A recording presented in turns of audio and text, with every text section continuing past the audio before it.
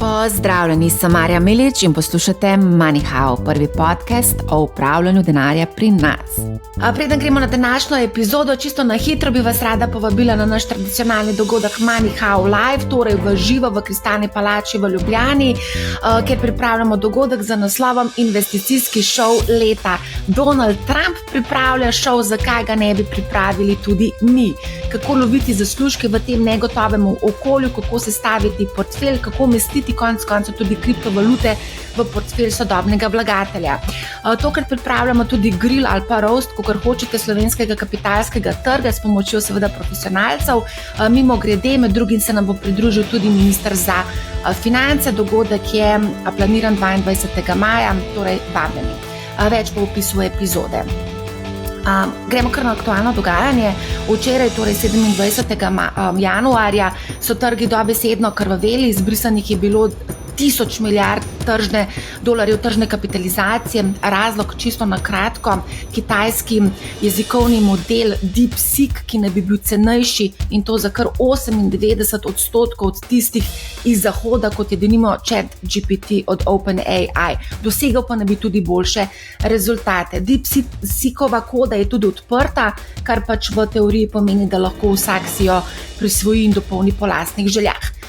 Drugi ponudniki, kot je OpenAI oziroma ChatGPT, pač to kodo ne razkrivajo. Skratka, pod črto, borzni trg se je burno odzval, tehnološki indeks je, Nasdaq je upadel za 3%, Nvidia je zabeležila kar 17% upad in izbrisanih je bilo brutalnih skoraj 600 milijard dolarjev tržne kapitalizacije. Tudi proizvajalec opreme, potrebne za izdelavo naprednih čipov, nizozemski ASML je včeraj upadel za 7%, upadle so tudi Microsoft za 2%, Google 4%, Meta je beležila recimo 2% rast, Apple dobre 3% rast. Torej, kaj v tem okolju storiti? Kupiti Nvidio, ASML, mogoče Apple? No, v glavnem o tem bova danes debatirala z Alešem Grbičem iz Save Infod, ki tehnologijo precej podrobno spremlja, se upravljaš konec koncev tudi ta sklad. Mimo grede, še to bi rada povedala, preden greva Aleš na tebe, ene par besed bova spregovorila potem še v MoneyHow Friends na YouTubeu, tako da potem tudi ta povezava do MoneyHow Friends v opisu epizode. Zdravo, Aleš, dobro jutro. Dobro jutro, Marja. Midva sva kar zgodna, danes snemava to epizodo, pa dajva kar začeti s težkim vprašanjem. Je DeepSeek game changer ali gre za neko trenutno euforijo na trgu? Kaj ti misliš? Ja, sigurno je to bila rokavica vržena direktno v obraz oziroma močna klofuta ameriškemu IT sektorju, predvsem sektorju, sektorju, ki je najbolj povezan z umetno inteligenco, proizvajalci čipov.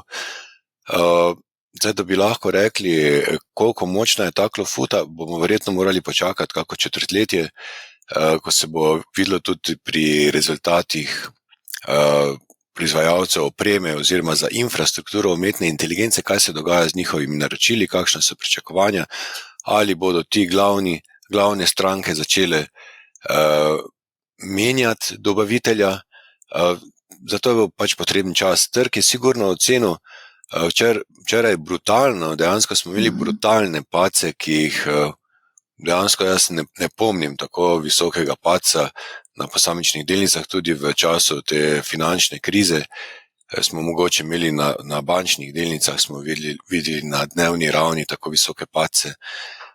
Kot kaže, pač je trg ocenil, da nekje v povprečju 50 do 25% je odpihnilo vrednosti dobaviteljem za infrastrukturo, ki je potrebna za umetno inteligenco, za te najbolj zmogljive podatkovne centre.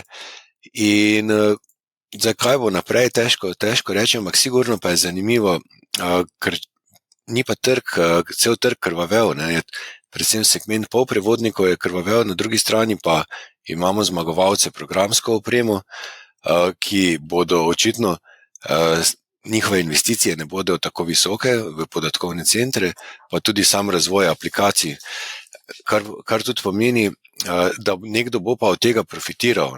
Ne bodo vsi samo izgubili, ampak bojo pa tudi imamo zmagovalce tudi Meta, ne?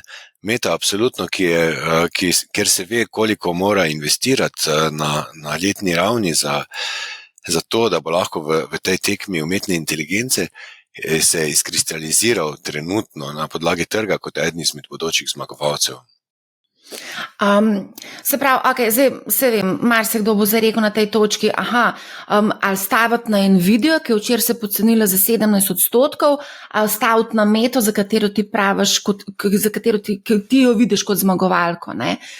No, jaz vidim kot reakcija trga je bila takšna, ne, da je določene, za katere trg misli, da bodo bodoči zmagovalci, no, predvsem podjetja iz softverja, jih je nagradil, ne, tudi Apple, ki ima določeno število uporabnikov.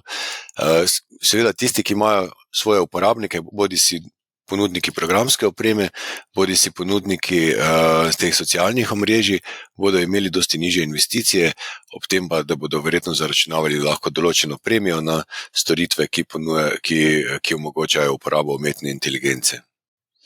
Mogoče bi tukaj, ko omenjava tudi že zmagovalce, mogoče bi vsem tukaj izpostavila eno podjetje, ki je včeraj dobesedno eksplodiral, Aurora Mobile, 130% rast v enem dnevu. Zakaj?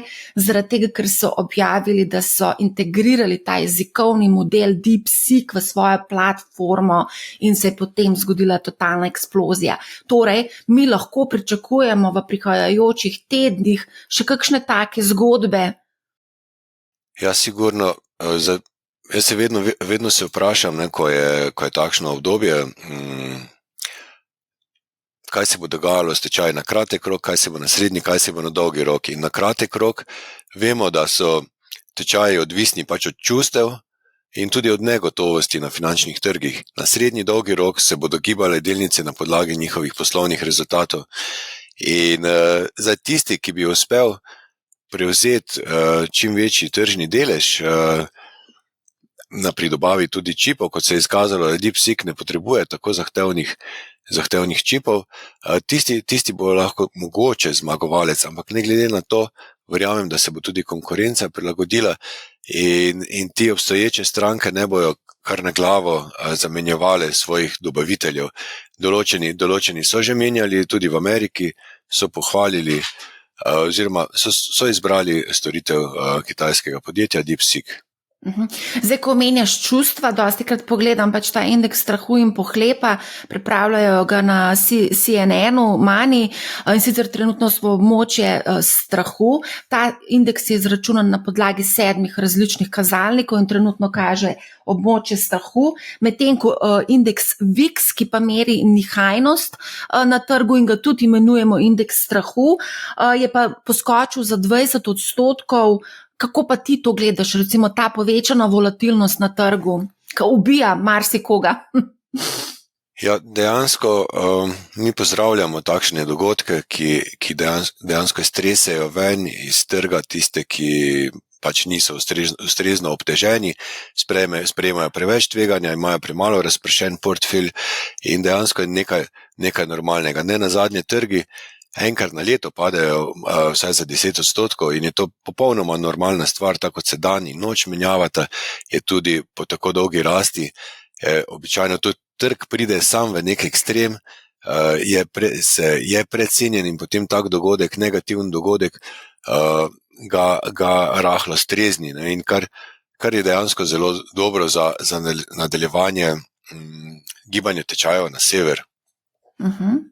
Zdaj pa še eno zadevo bi rada preverila, preden greva naprej. In sicer, zakaj takšna reakcija? DeepSeek V3 je bil zdan javnosti že 26. decembra in do začetka januarja se v bistvu trg že zavedal, da v bistvu DeepSeek na nek način prekaša ChatGPT oziroma od OpenAI GPT-40 pa Metino, a se reče Lama. Mislim, da, ja. Lama. Zakaj je taka reakcija? Je bil mogoče povod to, da je bila DeepSeekova aplikacija ena najbolj downloadanih v Appleovi trgovini?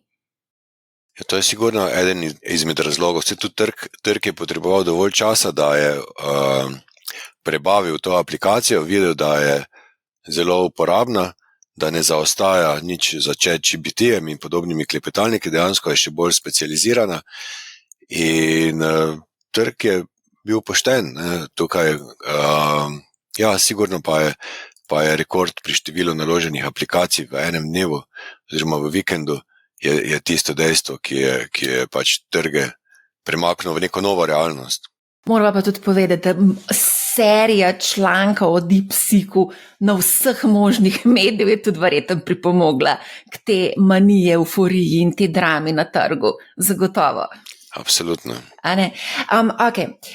Koliko misliš, da lahko DeepSeek zamaje v bistvu ta tehnološka podjetja vrednotenja, recimo kot so Nvidia, Microsoft, AMD? Ja, tu so predvsem polprevodniki so tisti, ki bodo kaznovani, predvsem tisti, ki izdelujejo najzahtevnejše čipe za podatkovne centre in tudi za programsko opremo za treniranje algoritmov umetne inteligence. Na drugi strani softverska podjetja bodo najverjetneje zmagovalec tega. Zdaj, kako velik bo tu še upad, ali smo končali, to bo pokazal čas, verjetno bo potrebno četrtletje, samo trg dokaj hitro prilagaja in sigurno se čaka ocene teh največjih analitskih hiš ali pa tudi investicijskih bank, ki bodo verjetno v kratkem izdala oceno, koliko trga bo DeepSeek odškrnil Nvidii, koliko manj bojo rasli Arista, Marvell in podobni, tudi Broadcom. Ja. Zdaj naslednji teden objavljajo rezultate, se pravi Tesla, kdo še objavlja, Microsoft, pa še eno podjetje objavlja. Skratka, vsa ta praktično IT podjetja oziroma AI podjetja bodo v tem tednu in naslednjem tednu objavila rezultate. Nvidia objavlja konec februarja rezultate.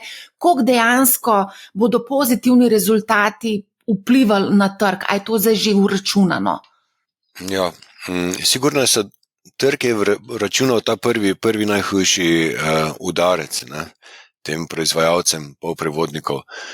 Ampak sigurno bodo analitiki, kolikor ne bodo sami uprave na konferenčnih klicih komentirale dogajanja v zvezi z DeepSeekom oziroma kako bo to vplivalo na njih, jih bodo vlagatelji grilali oziroma analitiki na klicih, jih bo to glavna tema in bodo pričakovali odgovore. Tisti, ki ne bodo imeli odgovorov oziroma bodo pokazali, da so tu dokaj šibki, jih bo trg verjetno še dodatno kaznoval. Zdaj omenil si prej, da bodo kaznovani polprevodniki, nagrajeni softverska podjetja. Greva biti zdaj tukaj konkretna. Kateri polprevodniki misliš, da bodo profitirali? Profitirali? Kaznovani? Oziroma kaznovani, se opravičujem. Ja, najbolj seveda Nvidia, potem tudi lahko delno tudi Taiwan Semiconductors, na kar imamo te za infrastrukturo umetne inteligence, kot sta Marvell, Arista, tudi Broadcom s svojimi čipi. ASML? Tudi ASML delno, ja, ki je v Rigi čisto na začetku kot arhitekt teh čipov. Pa v softverskih zmagovalcih pa vidiš Meto, Apple, še koga? Vse Meta dejansko niti niso softverska. Pri softverskih Salesforce, ServiceNow, lahko tudi Oracle, tudi Accenture, v glavnem precej teh, ki ima dokaj široko bazo strank in bodo imeli precej nižje stroške z samim razvojem nove programske opreme. Morava zdaj še tole obdelati in sicer DeepSeek je kitajski produkt, recimo temu tako, ne.